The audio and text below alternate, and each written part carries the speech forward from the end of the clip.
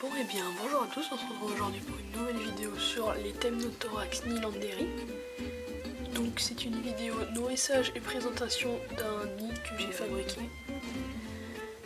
Donc je les ai nourris à base de bananes parce qu'elles aiment bien la banane.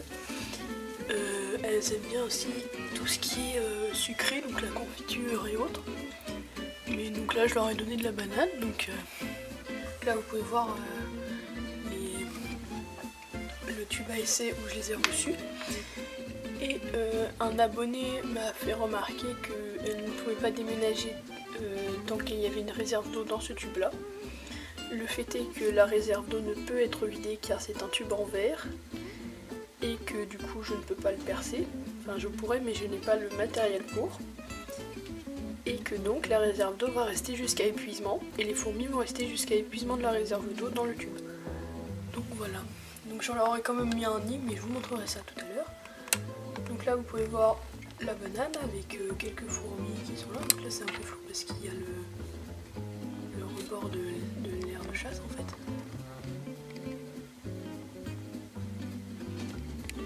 Voilà. Voilà, donc là vous pouvez bien voir. Donc elles sont de plus en plus nombreuses. Mais j'ai quand même quelques pertes. Donc je ne sais pas trop quoi en penser. Voilà, là vous allez bien voir. Donc j'ai quelques pertes. Je sais qu'il y a des naissances parce que j'ai vu des nymphes, etc. Mais je leur donne à manger, elles ont leur abreuvoir avec de l'eau.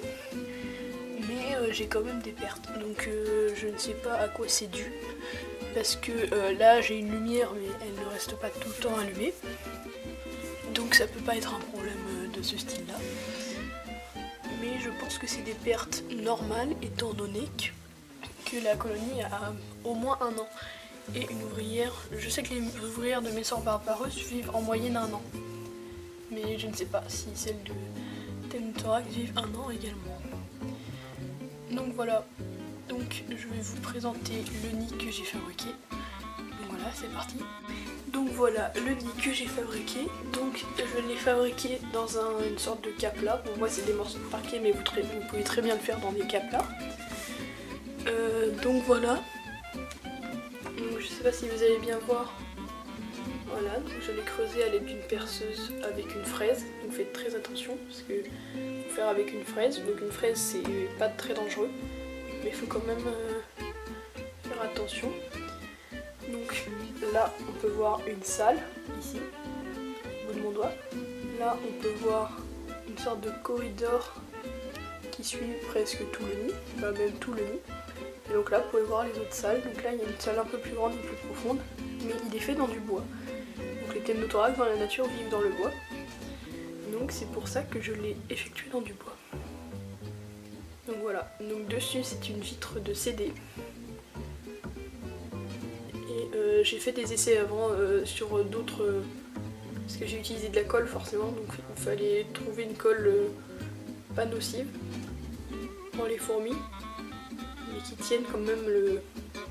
Là c'est du pistolet à colle en fait. Parce que dans mon aire de chasse c'est ce qu'il y a. Ça marche très bien, on peut voir. Donc voilà, donc je me suis bien amusée à le faire, franchement ça m'a plu. Donc voilà, donc là l'entrée du nid, qui est pas très grande mais les fourmis sont très petites. Je les ai déjà vues s'aventurer dedans mais comme m'a fait remarquer l'abonné, elles ne déménageront pas. Donc je ne sais pas encore comment faire, je vais le laisser dans l'aire de chasse. Donc voilà, donc à la base c'est issu d'un morceau de capla en fait, hein, vous connaissez le principe. C'est quand on est petit on fait des structures avec, enfin même pour les grands, hein, chacun ses délires. Donc voilà.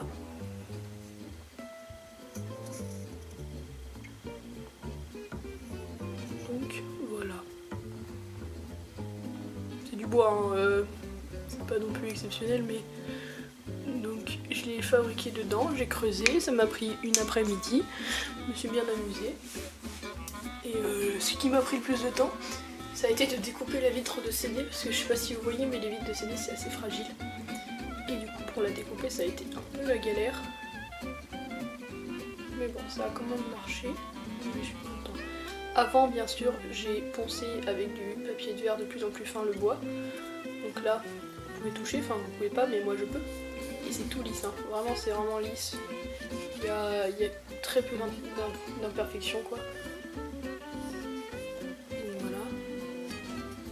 Donc là la colle, donc c'est dommage, ça c'est pas très beau, mais les fourmis je pense qu'elles se sentent bien dedans parce que je les ai déjà vues aller dedans.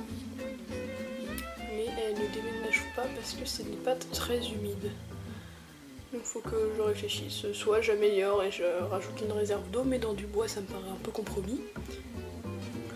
Ou alors bah je ne fais rien. Là, vous pouvez voir les salles. Donc je les ai creusées avec une fraise. Donc une fraise, voilà, vous prenez une fraise, ça dépend du plan que vous voulez faire.